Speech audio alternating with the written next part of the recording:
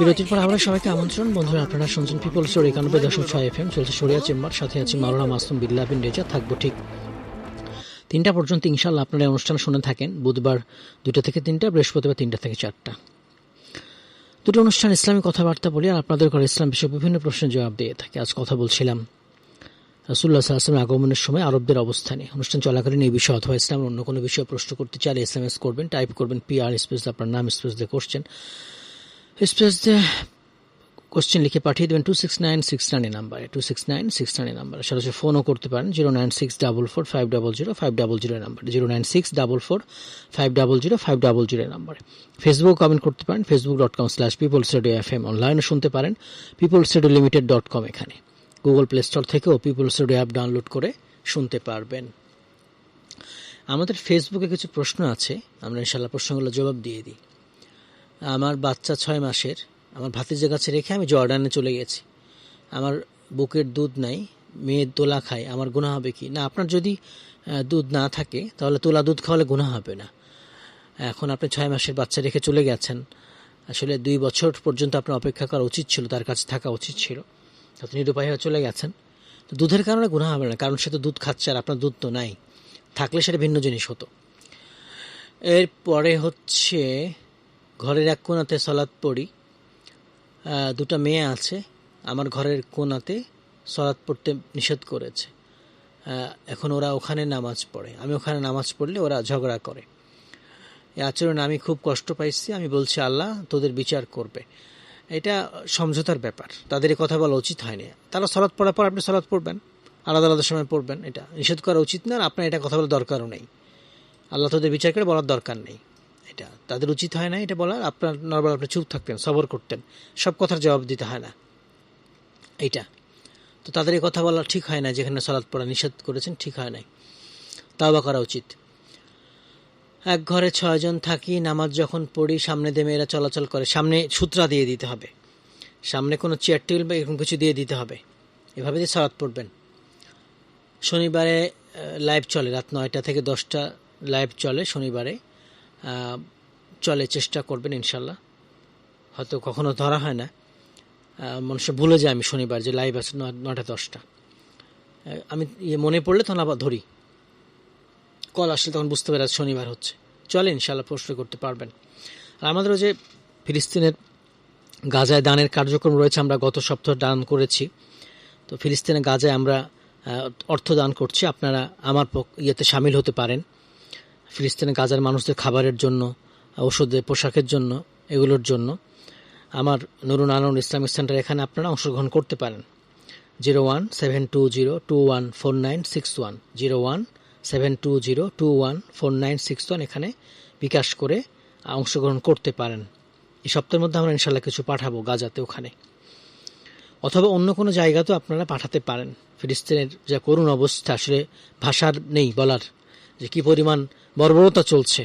ইহুদি খ্রিস্টানরা মিলে বর্বরতা ঘটাচ্ছে মুসলমানদের উপরে, আসলে বলার ভাষা নেই। এই নারী, পুরুষ, বৃদ্ধ, শিশু এভাবে প্রতিদিন তারা জীবন দিয়ে যাচ্ছে। এই জন্য দোয়া করবো, আমরা তাদের পাশে দাঁড়াবো অর্থনৈতিকভাবে, এইটা। আর মুসলিম শাসকদের জন্য দোয়া করবো, তাদের জন্য আল্লাহ তাআলা হেদায়েত দান করেন, তারা যেন এইসব মুসলিমদের উদ্ধার করার জন্য কার্যকরী পদক্ষেপ গ্রহণ করেন, কূটনৈতিক পদক্ষেপ গ্রহণ করেন। আচ্ছা, আরেকটা যেটা প্রশ্ন করেছিলেন ওই যে শেয়ার বাজারের ব্যাপারে। শেয়ার বাজারের ব্যাপারে আমি তো বললামই আপনাকে যে যেগুলো আপনার প্রতারণা থাকে না, জায়েজ, সেগুলোতে আপনি অংশগ্রহণ করতে পারবেন। সুদমুক্ত যেগুলো, প্রতারণাবিহীন যেগুলো, ছলচাতুরি মুক্ত যেগুলো, সেগুলো গ্রহণ করতে পারবেন। ছলচাতুরি মুক্ত, প্রতারণা মুক্ত, সুদ মুক্তগুলো গ্রহণ করতে পারবেন। তো শেয়ার বাজার সম্পর্কে আরেকটু জেনে রাখেন যে কেন শেয়ার বাজার থেকে বিরত থাকা উচিত, জায়েজ নাই, এটা সাধারণত জেনে থাকা উচিত। কারণ হচ্ছে ক্রেতার অনেক সময় জানেই না যে কি বস্তুর সে শেয়ার কিনছে। আর হারাম বস্তু শেয়ার কেনা ইসলামে নিষেধ। একটু আগে আমি যেটা বলছিলাম, হারাম ক্রয় করা যাবে না, আবু দাউদের মধ্যে এটা রয়েছে। আবার যে বস্তু শেয়ার কেনা বেচা হচ্ছে তা স্পষ্ট অজ্ঞাত থাকে, এই অজ্ঞাত ক্রয় বিক্রয় রাসূলুল্লাহ সাল্লাল্লাহু আলাইহি ওয়াসাল্লাম নিষেধ করেছেন, এটা ধোঁকা বলেছেন। এজন্য বিরত থাকা শেয়ার বাজার থেকে। শেয়ার ব্যবসায় পণ্য নিজ আয়ত্তে না নিয়েই ক্রয় বিক্রয় করা হয়, অথচ রাসূলুল্লাহ সাল্লাল্লাহু আলাইহি ওয়াসাল্লাম বস্তু ক্রয়ের পর তা নিজ মালিকানায় নিয়ে আসার পূর্বে বিক্রয় করা নিষেধ করেছেন। দেখেন আপনার মালিকানায় আসছেন, আপনি বিক্রি করে দিচ্ছেন, তো এটা তো স্পষ্ট বিক্রি, তাই না? এটা তো আপনি দেখতেছি না যে কি পণ্য, ক্রেতা বিক্রেতা কেউ দেখে না যে কি পণ্য আসলে বিক্রি করা হচ্ছে, ঘন্টায় ঘন্টায় দাম কম বেশি হচ্ছে। এসব কারণে ইসলাম নিষেধ করে এগুলোর ব্যাপারে। অনেক সময় কোম্পানি প্রকৃত তথ্য গোপন করে, কখনো কারখানা তৈরি না করে বাজারে শেয়ার ছেড়ে দেয়। হ্যাঁ, এইভাবেই প্রতারণা থাকে, ছলচতুরি থাকে, আবার সুদ থাকে এর মধ্যে। তো সুদের ভিত্তিতে যেগুলো হয়, প্রতারণা যেগুলো হয়, ছলচাতুরি হয়, সেগুলো ইসলাম জায়েজ করবে না, তাই না? আর এগুলো মুক্ত হলে তখন সেগুলো আল্লাহ আলাম জায়েজ আছে, আলেমগণ বলেছেন। তো বিরত থাকাই মনে হয় ভালো হবে বেশি এখান থেকে, আমার পরামর্শ যেটা থাকবে, বিরত থাকাই ভালো হবে। চলছে শরিয়া চেম্বার, আমরা কথা বলছিলাম, একটা ফোন নেই। আসসালামু আলাইকুম, বলুন। যে আর দুটি প্রশ্ন আছে। আমার প্রথম প্রশ্ন হলো যে এখানে আমরা জানি যে কোনো মাসালা যদি মানে কোনো মতভেদ আছে তাহলে কোরআন সুন্নাহ আকারে হতে বললো রাসূলুল্লাহ সাল্লাল্লাহু আলাইহি ওয়াসাল্লাম, কিন্তু আমার প্রশ্ন হলো যে আমরা যে ফজরের সালাতে আসসালাতু খায়রুম মিনান না বলি, এটা নাকি ফজরের সালাতের ক্ষেত্রে বলা হয়নি, এটা নাকি তাহাজ্জুদের সালাতের ক্ষেত্রে বলা হয়েছে, আসলে একটু জানাবেন। আর আরেকটি প্রশ্ন হলো যে সালাতের মধ্যে নিয়ত পরিবর্তন করা যায় কিনা, মানে 4 রাকাত সুন্নাহ পড়ছি, আমি নিয়ত অন্য 2 রাকাত কোন কারণ নিয়ত করে পড়তে পারবো কিনা? জি, আমাদের সাথেই থাকবেন। আসসালামু আলাইকুম, বলুন। ওয়ালাইকুম আসসালাম ওয়া রাহমাতুল্লাহ। আশা করি আপনি ভালো আছেন, আমিও ভালো আছি। তো আমি আলহামদুলিল্লাহ। প্রথমত একটু জানতে চাচ্ছিলাম প্রশ্নের আগে যে ইসলামিক যে আরো বেশ কয়েকটা অনুষ্ঠান চলে, এই অনুষ্ঠানগুলোতে তো এখন আর কাউকে পাচ্ছি না, বা ইসলামিক সঙ্গীত হয় এই অনুষ্ঠানের সময়ে, কিন্তু কোনো অনুষ্ঠানে কাউকে কথা বলতে বা কোনো প্রশ্ন নিতে শুনি না। যদি এটা সম্পর্কে একটু আগে বলতেন, তারপরে একটু প্রশ্নটা করতাম আর কি। মানে আমার অনুষ্ঠানে না অন্য কোন অনুষ্ঠানে কথা বলছেন? এই সন্ধ্যা 7টা থেকে রাত 8টা পর্যন্ত। না, ওগুলো তো আমার অনুষ্ঠান না, ওগুলো তো আমি বলতে পারবো না। আমি খালি বুধবার বৃহস্পতিবার আসি এখানে 2টা থেকে 3টা, 3টা থেকে 4টা। বাকি সময়ের কোনো খবর আমি দিতে পারবো না আপনাকে। আচ্ছা, ঠিক আছে। তো আমি প্রথমত একটু বলে নেই যে ইসলামিক যে সঙ্গীত গুলো হয় এগুলো যদি আরো ডেভেলপ করে আরো নতুন নতুন সঙ্গীত দেওয়া যায় ভালো লাগবে। তো আমার প্রশ্ন হলো যে আমরা যারা দৃষ্টি প্রতিবন্ধী, আর আপনাকে বলি যে আসলে সঙ্গীতের ব্যাপারে একটা কঠিন ব্যাপার। আমি এটা নিয়ে অনেক কথা বলেছি যে সঙ্গীতের ব্যাপারে অনেক অনেক কথাবার্তা ঠিক নেই, অনেক বাজনা আছে, এগুলো বাদ্যযন্ত্র, এগুলো আমি বলেছি। আর আমি 7-8টা সঙ্গীত বাজে এখানে আমার, যেগুলো বাদ্যযন্ত্রে মুক্ত এবং কোরআন সুন্নাহর আলোকে, যেমন ইমাম মাহদি, সেরাকে, এগুলো। তো আমার যেহেতু ইসলামে আলোচনা প্রশ্নোত্তরের কাজ, তো সঙ্গীত আমি মাথা ঘামাতে পারবো না। এই জন্য আপনারা আমার আলোচনা প্রশ্নোত্তর এটাকে করবেন, বাকিগুলো আমি কিছু করতে পারবো না। হ্যাঁ, আমার প্রশ্নটা হলো আমরা যারা দৃষ্টি প্রতিবন্ধী, অর্থাৎ আমিও দৃষ্টি প্রতিবন্ধী, আমরা যারা আযান শুনে থাকি, তবে আমাদের নামাজের ভিতরে যদি কোনো প্রকার ভুল বেয়াদবি হয়, অথবা কোনো দিক থেকে অনেক দিক থেকেই তো ভুল হতে পারে, যেহেতু আমরা অনেক কিছু দেখি না, অথবা সেজদার ক্ষেত্রে বা পূর্ব পশ্চিম সঠিকভাবে ঠিকঠাক করে অনেক সময় রাখতে পারি, অনেক সময় রাখতে পারি না। তো সেক্ষেত্রে আসলে কি করণীয় হবে? আর সেই সঙ্গে আসলে আমাদের জন্য জান্নাতে আল্লাহ পাক সুবহানাহু ওয়া তাআলা কতটুকু কি ব্যবস্থা রেখেছেন, বা আমরা পরকালে কোনো। বুঝতে পেরেছি। আচ্ছা, আরেকটা প্রশ্ন জবাবটা দিয়েই দিই। ওই যে শুনেন, আপনার মতভেদ বলতে আপনাকে এটা বুঝতে হবে মতভেদ কোনটা। মতভেদের ব্যাপারে যেটা অরিজিনালি ফরজ, ওয়াজিব, বা যেগুলোর ব্যাপারে কোরআন সুন্নাহর বক্তব্য স্পষ্ট, এগুলো কোনো মতভেদ নেই। আকীদা বিশ্বাসে কোনো মতভেদ নেই। আমলের ক্ষেত্রে, আমল করার ক্ষেত্রে কিছু ফিকহি মাসলা মতভেদ থাকবে, সব জায়গায় মতভেদ নেই। ইসলাম পুরোটা মতভেদ না, এরকম বিষয় না। আকীদা বিশ্বাসে কোনো মতভেদ চলবে না। ফিকহি মাসালা যদি কোনো মত পার্থক্য হয়, সেটা যেটা কোরআন সুন্নাহর কাছাকাছি, সুন্নাহর কাছাকাছি, সেটা গ্রহণ করতে হবে, এটা এভাবে নিতে হবে, জটিল করার কিছু নেই। আসসালামু আলাইকুম, বলুন। ওয়ালাইকুম আসসালাম রাহমাতুল্লাহ। আমার কথা বুঝতে পারছেন? জি। আমি বলতেছি যে ধরেন আমার খালালে মানে মা তো 4 বোন, বুঝছেন? কথা বুঝতে পারছেন? এখন মানে আমার মামারে আমার নানায় পালক আনছে, মানে পালক আনছে, আমার পরে জমিন দিয়া জানে। এখন সেটার কারণে করণীয় কি? জি, আমাদের সাথে, বুঝতে পেরেছি। আরেকটা প্রশ্ন ছিল, না সালাতের আগে নিয়ত চেঞ্জ করতে হবে, সালাত শুরু করার পরে না। সালাত শুরু করার আগে নিয়ত চেঞ্জ করতে হবে, সালাত শুরু করার পরে না। শুনেন, এখন আপনি অন্ধ, আপনি আপনার সাধ্যমতো চেষ্টা করবেন। আপনার অন্ধত্বের কারণে কোনো কিছু ভালো না হলে, পরিপূর্ণ না হলে, সেটা আল্লাহ তাআলা ক্ষমা করে দিবেন। ওলা হারজ, সেখানে কোনো সমস্যা নেই। কিন্তু আপনার আন্তরিকতা, আপনার চেষ্টা থাকতে হবে। এরপরে যদি কোনো কিছু হয়ে যায়, সেটা তো আল্লাহ তাআলা জানেনই। আল্লাহ তাআলার জ্ঞানে আপনি রয়েছেন। আল্লাহ তাআলার জ্ঞানে কেউ বাইরে নাই, সব আল্লাহ তাআলার জ্ঞানের মধ্যেই রয়েছেন। তো এই জন্য এটা সাধ্যমতো চেষ্টা করবেন। কোনো ভুল হয়ে গেলে শুধু আল্লাহ তাআলা ক্ষমা করে দিবেন, ক্ষমা সুন্দর দৃষ্টি দেখবেন। অন্ধদের ব্যাপারে তো দুইটা জান্নাতের কথা আসছে হাদিসের মধ্যে। আল্লাহ তাআলা যাকে পরীক্ষা করছেন চোখ দুইটা নিয়ে, আল্লাহ তাআলা তাদেরকে দুইটা জান্নাতের কথা হাদিসে বলেছেন। দুইটা জান্নাতের কথা বলেছেন। সবর করতে হবে এক্ষেত্রে, এবং ইসলামের পথে আপনাকে থাকতে হবে, ইসলাম মেনে চলতে হবে, সবর করবেন। আল্লাহ তাআলা দুইটা জান্নাত দান করবেন হাদিসের মধ্যে যেটা আসছে। এই যে সুসংবাদের কথা আসছে, এটা নিয়ে আমি ওই যে কিছুদিন আগে একটা সারা দেশের অন্ধ হাফেজদের নিয়ে একটা কাজ শুরু করেছি। সারা দেশের অন্ধ হাফেজদের নিয়ে কোরআন প্রতিযোগিতা, যে হিফজ প্রতিযোগিতা কেউ করে নাই, এটা আমি প্রথম শুরু করেছি। একটা বড় অনুষ্ঠান করব ইনশাল্লাহ। এরকম সারা দেশ থেকে অন্ধ হাফেজদের নিয়ে কোরআন প্রতিযোগিতা শেষে ইনশাল্লাহ একজন চ্যাম্পিয়ন ঘোষণা করবো সারা দেশ থেকে ইনশাল্লাহ। তো এই সময় আমি বিভিন্ন প্রতিযোগিতায় গেছি, তখন এই হাদিসটা নিয়ে ব্যাখ্যা আলোচনা করেছি। আর কোরআন আল্লাহ তাআলা বলছেন যে ওয়ালাকিন তা'মাল কুলুব, মানে আসলে চোখের অন্ধত্ব না, মনের অন্ধত্ব হচ্ছে মূল অন্ধত্ব। আল্লাহ ফি সুদূর, যে অন্তরের মধ্যে রয়েছে, বুকের মধ্যে রয়েছে। অন্তরে অন্ধত্বের কারণে অনেকে জাহান্নামে চলে যাবে। চোখের অন্ধত্ব কিন্তু অন্তর ইসলামে আছে, সে জান্নাতে চলে যাবে। মূল অন্ধত্ব চোখের না, মূল অন্ধত্ব হচ্ছে অন্তরের অন্ধত্ব। কোরআন আল্লাহ তাআলা বলছেন এগুলো। তো এই হচ্ছে মূল ব্যাপার। আর আল্লাহ তাআলা যাকে পরীক্ষা করছেন দুইটা চোখ নিয়ে, আল্লাহ তাআলা দুইটা জান্নাত দান করবেন। পালক পুত্র কেউ সম্পদের ওয়ারিস হয় না। পালক পুত্র কখনো সম্পদের ওয়ারিস হয় না।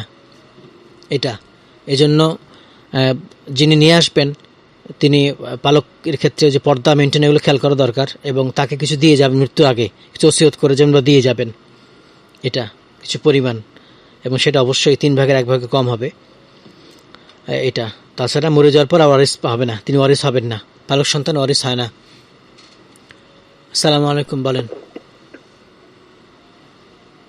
জি, ওয়ালাইকুম আসসালাম। জি, আমি হুজুর আপনার অনুষ্ঠান তো আমি অনেকদিন হয় শুনি না। আমার একটা ব্যাপারে অনেক আগে আপনার কাছ থেকে শুনেছিলাম একটা ব্যাপারে, যে আহমদ আব্দুল্লাহ যে হিফজ শেষ করেছিল, আমি এটা খেয়াল করে শুনিনি। 4 বছর বয়সে হাফেজ হয়েছিল নাকি? 4 বছর 6 মাস 21 দিন বয়সে। 4 বছর 6 মাস 21 দিন বয়স। এখন রিভিশন চলছে, হাদিস মুখস্থ চলছে, দোয়া করবেন। ওর বয়স এখন 5 বছর 2 মাস। জি, অবশ্যই ইনশাআল্লাহ। এটা অনেক বিরল ব্যাপার, এটা আল্লাহ তাআলার পক্ষ থেকে, এবং এটা পৃথিবীতেই বিরল, শুধু বাংলাদেশ না। এটা পৃথিবীতে বিরল। দোয়া করবেন তাকে নিয়ে। তার মায়ের অনেক স্বপ্ন, বিশ্ববরণ্য অনেক বড় আলেম বানানোর ইচ্ছা, এবং সেভাবেই পড়াশোনা চলছে। দোয়া করবেন। আসসালামু আলাইকুম, বলুন। জি, প্রশ্ন করবেন। আমি যেটা বলছি, আমি তো প্রশ্ন আমি বলতে যে আমার নানা দিয়া জানে তিনি মারা গেছেন, তার জন্য কি এটা জবাব দিতে হবে? আর যদি তার মেয়েরা না দেয়, এটার জন্য জবাব দেওয়া লাগবে? না না না, এটা জবাব দিতে লাগবে না। এটা পালক পুত্র আনলে সে সম্পদের ওয়ারিস হবে না। তার উচিত ছিল কিছু দিয়ে যাওয়ার, যদি দিয়ে যান নাই। এটা ওয়ারিসের হক নষ্ট করেন নাই। ওয়ারিসের হক নষ্ট করলে জবাবদিহিতা করতে হয়। জি, তার উচিত ছিল কিছু দিয়ে যাওয়ার, দিয়ে যান নাই, সেটা এই জন্য। ওয়ারিস হলে তো এমনি পাইতো, ওয়ারিস যেহেতু না, সেহেতু উনি জানতেন কিনা। তা আপনারা চাইলে কিছু চাইলে দিতে পারেন, যদি ওরকম নিডি মানুষ হয়, চাইলে কিছু দিতে পারেন। তবে এটা জবাবদিহিতা করা লাগবে না তাকে। আসসালামু আলাইকুম, বলুন। ওয়ালাইকুম আসসালাম রাহমাতুল্লাহ। আমি আবারও কথা বলছি রোমন, ঢাকা কমলাপুর থেকে, বনতা থেকে। তো আপনার চমৎকার প্রতিবন্ধীদেরকে নিয়ে একটা আলোচনা করলেন, ভালো লাগলো। তবে আমি একটু 30 সেকেন্ডের ভিতরে বলে দিই, দৃষ্টি প্রতিবন্ধীদেরকে নিয়ে যদি আপনার প্রত্যেকটা আলেম উলামারা সুন্দরভাবে কথা বলে, গার্জেনরাও তো আমাদেরকে অবহেলার চোখে দেখে, সমাজে আমাদেরকে অনেক সমস্যার সম্মুখীন ফেস করতে হয়। কিন্তু যেটা নিয়ে আপনি যেহেতু অনুষ্ঠানে একটা উদ্যোগ নিয়ে দোয়া করি, আল্লাহ তাআলা আপনাকে অনুষ্ঠান করার ক্ষেত্রে জি, এটা দোয়া করেন, খাস করে দোয়া করেন। কে করে নাই, আমি শুরু করেছি। হ্যাঁ, এই কাজটা আপনি শুরু করেন অলরেডি। তাহলে এটা দোয়া করবেন। প্রতিবন্ধীদের জীবনটা আর কি। এবার আমার প্ল্যান ছিল যে শুধু অনুষ্ঠান না, আমি যদি কোনো বড় স্পন্সর পাই, আমি তাদের স্বাবলম্বী করার চেষ্টা করব পরবর্তীতে। এটা আমি কথা বলেছি কয়েকজনের সাথে। তো এটা ইনশাল্লাহ শুধু অনুষ্ঠানের মধ্যে থাকবে না, স্বাবলম্বী করারও চেষ্টা করবো ইনশাল্লাহ আমরা অন্ধ হাফেজদের। এবং এখানে 2টা লাভ হবে। একটা লাভ হচ্ছে যে অনেক অন্ধরা হিফজ করতে আগ্রহী হবে, কোরআন মাজিদ হিফজ করতে অনেক হাফেজের আগ্রহী হবে। এইটা। আবার অনেকে যারা সুস্থ তারা বলে কি রে, অন্ধরাও হাফেজ হতে পারছে, আমরা কেন পারবো না, আমাদের চোখ আছে আমরা কেন পারবো না। এগুলো আমরা তাদের সম্মান জানালাম। আর বাবা মার কোনো সুযোগ নেই, এটা পরীক্ষা। আল্লাহ জান্নাত দান করুন আপনাকে। আল্লাহ কোনো প্রতিবন্ধী সন্তান দিলে আল্লাহ আপনাকে পরীক্ষা করছেন, আপনি তার সাথে খারাপ আচরণ করবেন না, এটা তো সে দায়ী না, আপনার পাপের কারণে এটা হয়নি। আল্লাহ পরীক্ষা করছেন, আল্লাহ পরীক্ষা করছেন। আল্লাহ আপনার পরকালে অবশ্যই আপনাদের পুরস্কার রেখেছেন। এই জন্য বাবা মা গার্ডিয়ান কখন প্রতিবন্ধীদের অবহেলা করবেন না। প্রতিবন্ধী মানে কি, তার প্রতিবন্ধকতা বেশি, স্বাভাবিক না, তার প্রতিবন্ধকতা আছে। তো এখানে প্রতিবন্ধকতা বাবাকে তো দূর করতে হবে, মাকে দূর করতে, আর কে করবে দুনিয়ার। আর এটা পরীক্ষা, আল্লাহ তাআলা আপনাকে অবশ্যই সওয়াব দান করবে বাবা মাকে, এজন্য অবহেলা করবেন না, তাকে কিছু বলবেন না, আসলে তাটা এটা দোষ না। আসসালামু আলাইকুম, বলুন।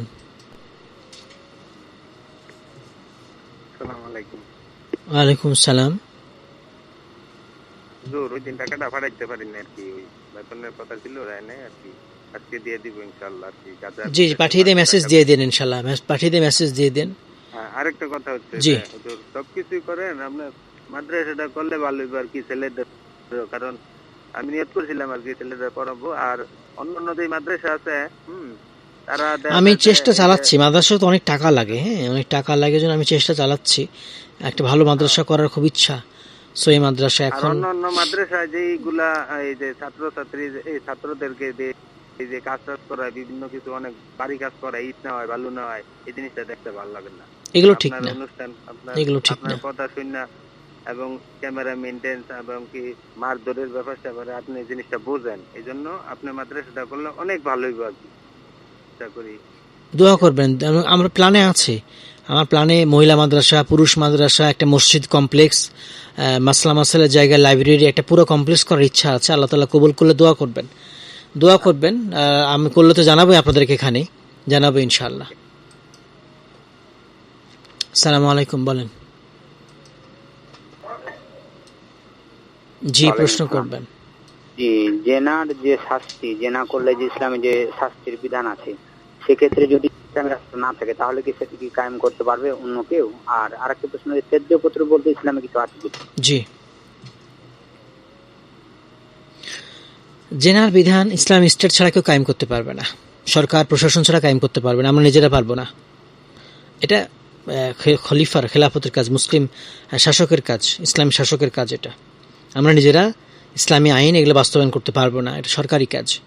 ত্যাজ্যপুত্র বলে ইসলামী কিছু নেই, ত্যাজ্যপুত্র করার কোনো সুযোগ নেই, ত্যাজ্যপুত্র বলে ইসলামী কিছু নেই, ত্যাজ্যপুত্র করার সুযোগ নেই। আসসালামু আলাইকুম রাহমাতুল্লাহ।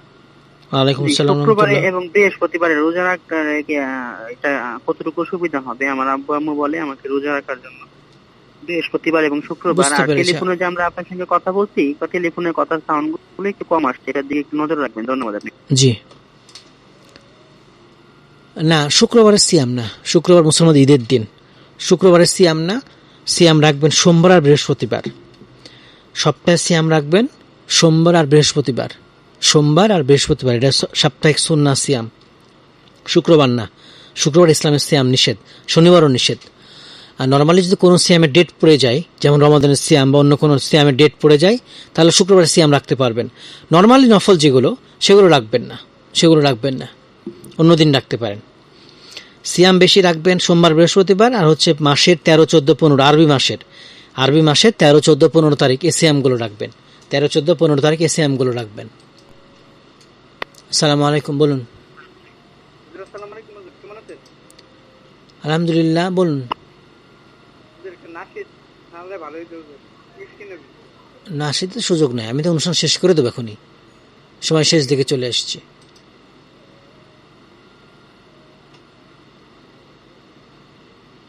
নামাজের সামনে আমি বালতি দেই, ওরা বলে বালতি দিবে না, পানির বোতল না, একটু বড় দিতে হবে, বড় কিছু চেয়ার টেবিল এগুলো দিতে হবে। পানির বোতলও তার সূত্রা হলো না, না থাকলে কি করবেন সেটাই দিবেন। তারা যদি দিতে না দেয় তাহলে পানির বোতলই দিবেন, অসুবিধা নেই, দিতে পারবেন। আচ্ছা, আমরা আজকে অনুষ্ঠান শেষ করে দিই, সময় শেষ দিকে চলে আসছি। ইনশাল্লাহ আগামী পর্বে ইনশাল্লাহ আমরা আলোচনা করব, কালকে দেখি ইনশাল্লাহ আসতে পারি কিনা। রাসূলুল্লাহ সাল্লাল্লাহু আলাইহি ওয়াসাল্লামের আগমনের সময় আরবদের যে কঠিন অবস্থা, করুণ অবস্থা, সেটা নিয়ে আমরা কথা বলছিলাম, ধর্মীয় দিক থেকে, তারপরে হচ্ছে সামাজিক রাজনৈতিক দিক থেকে। আগামী পর্বে ইনশাল্লাহ আলোচনা করবো আমরা। তাই রাসূলুল্লাহ সাল্লাল্লাহু আলাইহি ওয়াসাল্লাম যে তার যুগ শ্রেষ্ঠ যুগ পৃথিবীর মধ্যে, তার যুগ শ্রেষ্ঠ যুগ। তো আমরা যদি সফল হতে চাই, সফল রাষ্ট্রনায়ক হতে চাই, সফল সমাজ সংস্কারক হতে চাই, তাহলে আমাদেরকে তার শিক্ষা গ্রহণ করতে হবে, তার পলিসিগুলো গ্রহণ করতে হবে। অনুরোধ থাকবে মুসলিম বিশ্বের শাসকদের, আমাদের দেশের শাসকদের রাসূলুল্লাহ সাল্লাল্লাহু আলাইহি ওয়াসাল্লামের জীবনী থেকে শিক্ষা নিয়েই রাষ্ট্র চালানো। আসসালামু আলাইকুম ওয়া রাহমাতুল্লাহি ওয়া বারাকাতুহু।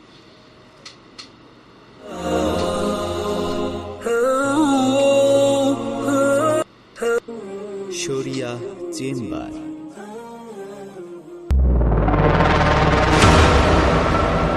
Truth,